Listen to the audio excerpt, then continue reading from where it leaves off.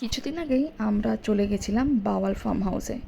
হ্যাঁ, আমি আর আমার কাজিন, মা আর মাসি দুই মাকে নিয়ে চলে গেছিলাম বাওয়াল ফার্ম হাউসে।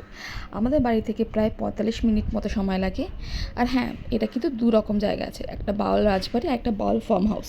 আমরা কিন্তু বাওয়াল ফার্ম হাউসে গেছিলাম। ঢুকতেই কিন্তু মনটা একদম ভালো হয়ে গেছিলো। চারপাশে এত সুন্দর গ্রাম্য পরিবেশ, সবুজ গাছপালা, সাজানো গোছানো প্রাকৃতিক সৌন্দর্য। মনে হচ্ছিল শহরের কোলাহল থেকে যেন অন্য একটা জায়গায় চলে এসেছি। সুন্দর সবুজে ভরা পুরো ফার্ম হাউসটা বেশ বড় একটা এলাকা জুড়ে আর সুন্দরভাবে সাজানো। শুধু ঘুরে বেড়াতে বেশ ভালোই লাগছিল। একদিন স্টেও করা যায়, আমরা এখানে আগেও স্টে করেছি আর সেই ফিলিংসটা ছিল একদম অন্যরকম। আজকে আমরা শুধুই লাঞ্চের জন্য এসেছিলাম আর এই ছিল আজকে আমাদের লাঞ্চ। এখানে কিন্তু বিভিন্ন রকমের থালি পাওয়া যায়, সেই থালি কিন্তু আপনাদের অর্ডার বুকিং করার সময় বলে দিতে হয়।